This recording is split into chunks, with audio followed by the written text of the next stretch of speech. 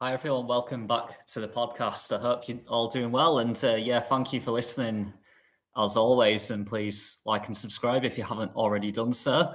What I decided to do for this episode, I've gone on to Google and I've basically Googled like the most common frequently asked questions with regards to fitness. So I thought I'd like answer them all on here basically. So I'll kind of get cracking on. So the first sort of three questions, which I'll kind of answer in one, is when is the best time to work out? How often should I work out? And how long should my workouts be? And really, there's like not a one size fits all answer to that. It entirely depends on the individual. Obviously, like we all have like different commitments, different lives, different daily routines, and things like that. So you can't, what might work for me might not work for another person, and vice versa. I think, you've got to kind of like schedule your fitness routine and your training around kind of like your daily commitments, such as like work and family and things like that. One thing I will say is you do have time to exercise regardless of how busy you are, because even if you just do some form of training for half an hour, like half an hour is just 2% of your day. And then you've got the other 98% of your day, another 23 and a half hours to do the rest of the things that you need to do. So you definitely do have time to work out. I think like one of the most common kind of barriers to exercise is people saying they don't have enough time, but actually it's all about just time management and prioritizing what's important. Um, I do think like in terms of how long you should train for, yeah, like minimum half an hour is good. Anywhere between half an hour and an hour is absolutely fine. I do think like anything beyond an hour and a half is a bit unnecessary in my opinion. Yes, you want to like train and you want to get fitter and be healthier, but you also don't want to do what's called overtraining, where you risk injuring yourself and risk, burning yourself out as well. So it's just about finding that right balance, but doing what works best for you at the end of the day. The next one is like, do I need to warm up before and cool down afterwards? And the answer to that, to be blunt, is yes. Now, a few years ago, I usually did a warm up, but I always kind of like neglected my cool down and my stretching. And now I'm kind of like, I can't not cool down and stretch. But yeah, you definitely do need to warm up beforehand, regardless of what you're training for, because it helps increase your heart rate above your resting rate. But it also increases like blood and oxygen flow around your body, into your muscles, and into your joints as well. So it just like gets yourself physically and mentally ready for the main component of your training session. And it also reduces injury risk as well. So yeah, absolutely essential, regardless of what you're training for. And then in terms of like doing a cool down at the end, yep, you definitely need to do that as well. It is literally the opposite of a warm up. So you need to do a cool down in order to bring your heart rate back down towards resting level to enhance recovery. But it also helps like loosen your joints, especially like when you stretch afterwards. So yeah, definitely like don't neglect your stretching. Because if you don't stretch, like you do have more of a chance of getting injured and just like picking up a few niggles here and there afterwards, and that can have like a negative like knock-on effect on you. I mean, like sometimes like, well, we haven't actually done it in absolutely ages, but like whenever like me and my mates have played six-a-side football on a Friday, and afterwards like we all go to the pub, and I always like have to like do some stretching for like 5 minutes, and I'm kind of like, lads, I'll meet you at the bar, because I know if I don't stretch, I know I'll regret not doing so afterwards, especially the following morning. So yeah, it really is important to both warm up and cool down and stretch as well. Right, next question on Google: should I train strength or cardio? And again, it kind of depends on who you are and what you're training for. But regardless of what your goal is and what you're training for, I do think it's a really good idea to combine both resistance training and cardio training. So resistance training, that can be like lifting free weights or using resistance machines or anything like that. Even body weight exercises, it helps improve muscle mass. and it'll also help improve like your posture, your balance, and increase the strength in your bones as well, and of course like reduce injury risk as well. I think like when you kind of like look kind of like older people, in people in like the 70s and their 80s and even the 90s, it's like very common that those demographics, those people like have very poor posture, hardly any balance, and they might have osteoporosis, which means like weaker bones as well, and they are at risk of like having falls. So I think like if you like incorporate strength training into your routine, and do that regularly, then you're reducing all those ill health risks, like kind of like later in life as well, kind of like looking at the bigger picture. But like, even though like, me, for example, like, my main goal is to like get ready for running marathons and things like that. So I do strength training like twice a week, pretty much for that reason, to just kind of like reduce injury risk and, especially like strengthen my muscles and around the joints as well. For that reason. But in terms of like cardio training, like even if like you're not a runner and you just want to kind of like improve your general fitness, I think cardio training is very important too.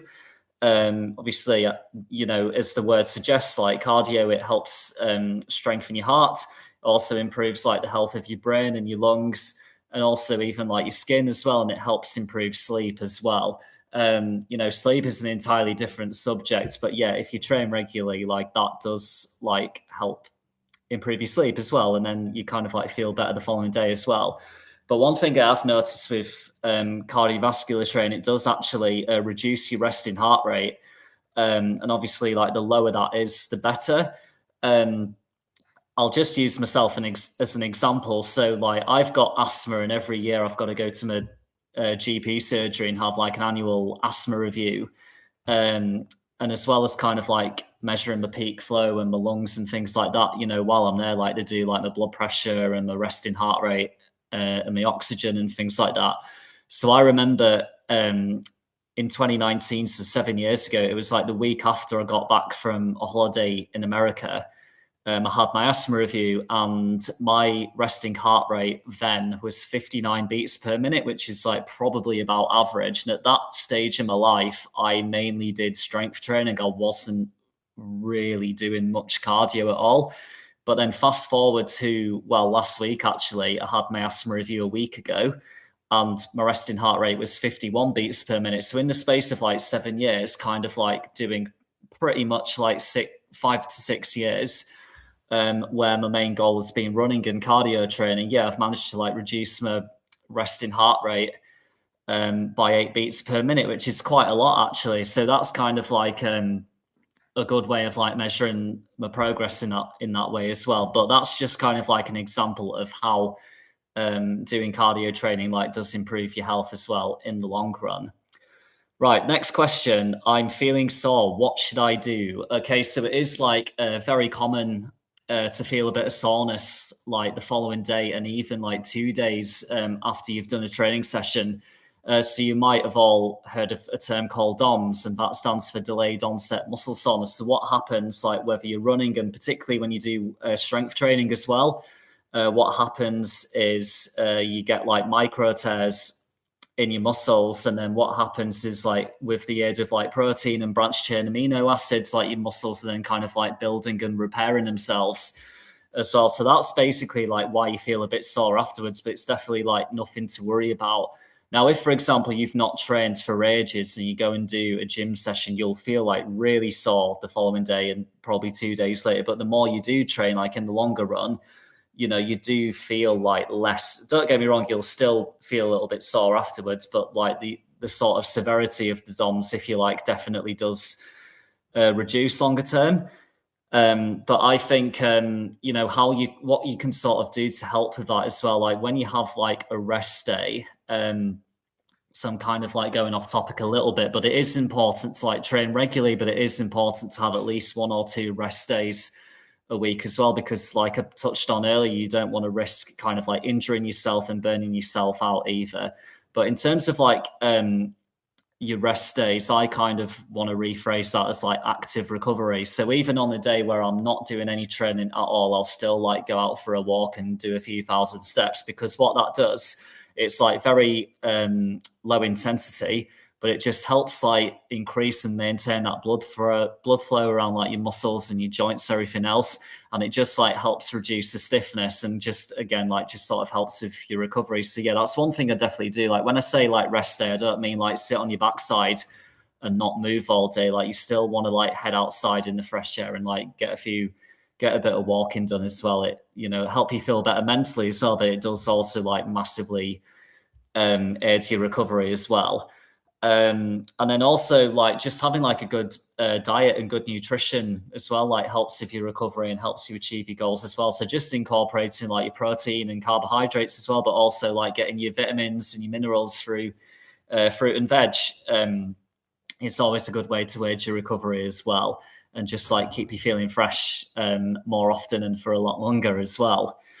Um, right, the last question I'm going to do is how can I measure my progress? So I touched on it earlier about like my resting heart rate whenever I go to the doctors. So that's one way you can measure your progress. I think a common one to do is like using any kind of like body composition machine. So that could be like bathroom scales at home, or like whatever gym you go to, they tend to have like a Tanita machine or something like that. So what they typically do, they'll measure your weight, but they'll also measure things like your body fat percentage and your muscle mass and your visceral fat, bone density and things like that, just all sorts of stuff really. But that's like a good way of measuring your progress. I would recommend like not over obsessing over the numbers, but maybe do it like once a month or once every 6 weeks or something like that. So if you're doing like strength training, for example, and then you hop on the machine after week 4, week 4 into your training program, and like your body fat percentage has gone down and your muscle mass has gone up, then that straight away is like a measurement of progress. There's like two different types of goals. You've got like compositional goals and performance goals. So compositional goals is kind of like, you know, for example, I want to lose X amount of body fat, or I want to look good for my beach holiday or my wedding or whatever it may be. But like for compositional goals, a good one is kind of like progress pictures. So you can like take a picture of yourself in a mirror like once a month for 6 months, and it's plainly obvious to the untrained eye, you know, whether you've achieved that progression or not. It's kind of like self-explanatory, really. But another thing is like kind of like if your clothes, you know, start to feel a little bit looser than they did a few months ago, then that's also like a sign of good progress. That you've kind of like dropped a few pounds and lost a bit of body fat and things like that. And then, you know, hopefully by then as well, just kind of like mentally you feel a bit better about yourself and feel a bit more confident as well. So that's one way of doing it. Another type of goal is what's called performance goals. So that's kind of like, for example, I want to run 100 meters in less than 10 seconds, or I want to improve my 1 rep max for bench press. You know, those types of things are all performance goals. So if you do like weight training, for example, you want to like improve your 1 rep max, for example. A good thing to, you can like download apps on your phone, or a lot of people will carry around like an A5 notebook around with them in the gym, and they'll just like write down kind of like how many reps they did and what weight they did. And then you can do what's called like progressive overloads, where you like gradually like increase your volume and increase your intensity and things like that. So even just things like that is a good way to like track your progress. Another thing, so if you do like cardio training like myself, I'm sure you've all heard of an app called Strava, but I find Strava like really useful for my running, and people use it for like cycling and things like that as well. It's very good for like analyzing your runs, so you can like click on the run that you've done, and you can look at like your splits and what your pace was per kilometer, or if you're old school, like per mile. And you can just like look back at your runs over like a period of time over a training block, and you can just like kind of see straight away the amount of progress that you've made on that. Also, if you have like a fitness watch, so it can be like a Garmin or a Fitbit or an Apple Watch, things like that, they're also like just as effective as well. And you can also sync them with your Strava app as well, which is like highly useful. But yeah, like they're all really good ways of like measuring your progress. I think it's really important as well. Like, obviously, you can go off kind of like how you feel and how you look appearance wise, but I do think that like measuring your progress like that way as well in terms of like your performance is also really important, because what gets measured is what gets improved in the longer term as well. So it's really important to do that. And hopefully I've answered those questions as best as I can, really. But ultimately, it's, everyone's different. There's not a one size fits all approach. Just train and just do whatever works best for you at the end of the day, and fit it in around your daily routine. And just like, what becomes motivation ends up becoming a habit. You've just got to stick to it, make realistic goals, and linear progression is ideal, but it's not always the case. You might wake up one day and feel like crap, or you might get injured, or you might come down with a flu, or whatever it may be. So just like, don't beat yourself up. You just got to keep dusting yourself off and go again is the best thing to do. Then like this week, it's been like the European Athletics Championships in Birmingham, and I've kind of like kept half an eye on it, and like, Team GB have been quite successful, and it's been like really good to watch. This last called Amy Hunt, who I'll admit I hadn't heard of her before this week, but she's already won 3 gold medals, and she could potentially win a 4th gold medal, which is like insane and really good. So she won 100 meters, the 200 meters, and the 4x100 meter relay. So yeah, like really well done to her. Like, that's an absolutely incredible achievement. Matthew Woodson-Smith won gold in the men's 400 meters, which again, massive congrats to him.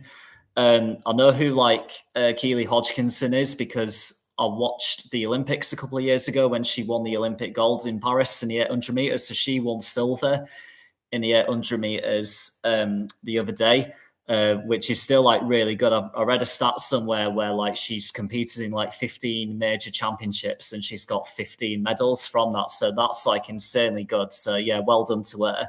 I remember a few months ago, actually, just in the office at work, we like looked at Keely Hodgkinson's like 800 meter personal best time, and we worked out what the average pace was.